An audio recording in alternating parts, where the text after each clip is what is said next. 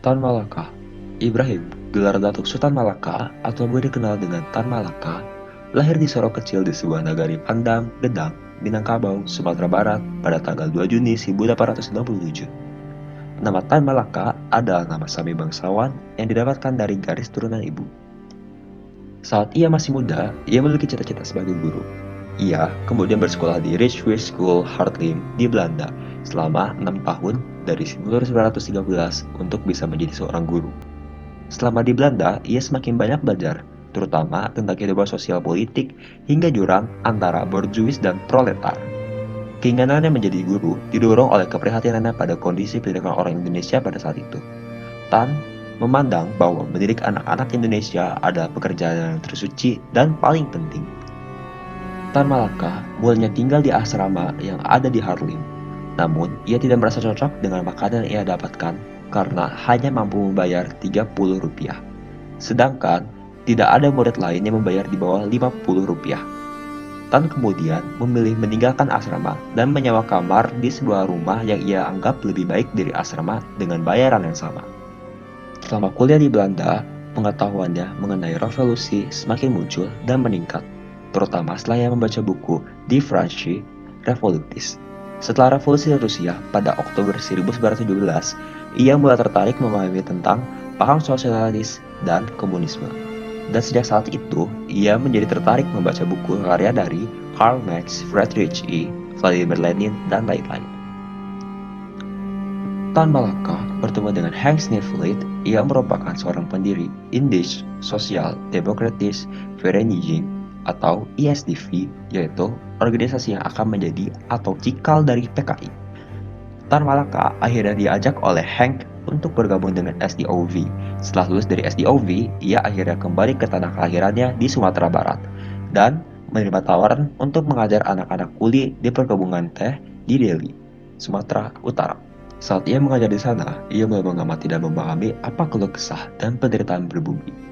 Ia terus melakukan hubungan dengan ISDV serta menulis untuk media massa. Tan sempat menjadi anggota Volksraad, yaitu parlemen yang bentukan dari Hindia Belanda. Namun, ia mengundurkan diri tanpa sebab yang jelas. Pada Maret 1921, ia pergi ke Yogyakarta dan mengikuti Kongres Serikat Islam atau SI.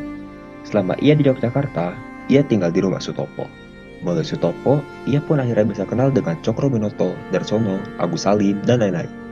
Saat kongres, berkat kecerdasannya, akhirnya Semaun mengajak Tan Malaka ke Semarang untuk bergabung PKI. Saat di Semarang, ia difasilitasi untuk mendirikan sekolah rakyat oleh Semaun.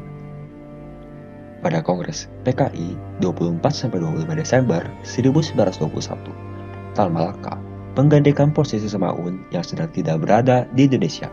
Sejak saat itu, ia menjadi luas dan radikal terhadap aktivis politik dia.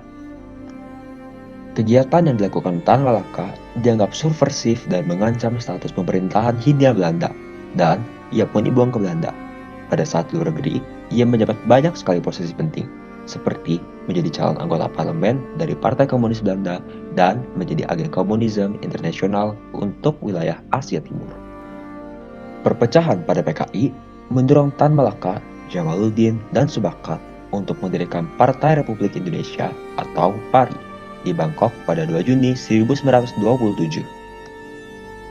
Kader-kader yang bergabung diantara lain Adam Malik, Soekardi, Maruto, Hairil Saleh, Moyamin, dan lain-lain.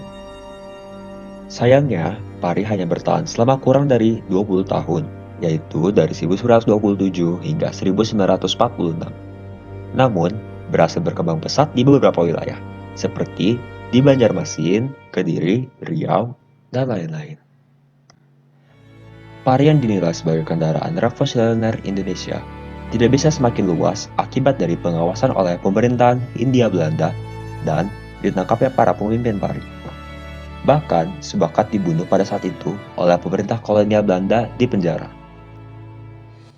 Setelah semua perjuangannya, nasib tragis dialami oleh Tan Malaka pada hari Senin, tanggal 21 Februari 1949 di kaki Gunung Bilis, Kediri, Desa Salopam. Tan Malaka dieksekusi dan ditembak mati oleh bangsanya sendiri di usianya yang ke-52 tahun. Ia meninggal tanpa bisa menikmati kemerdekaan yang telah ia perjuangkan selama ini.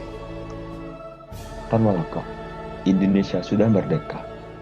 Tiang bendera berdiri tegak dan dengan bangga mengibarkan bendera merah putih di tanah ibu pertiwi ini.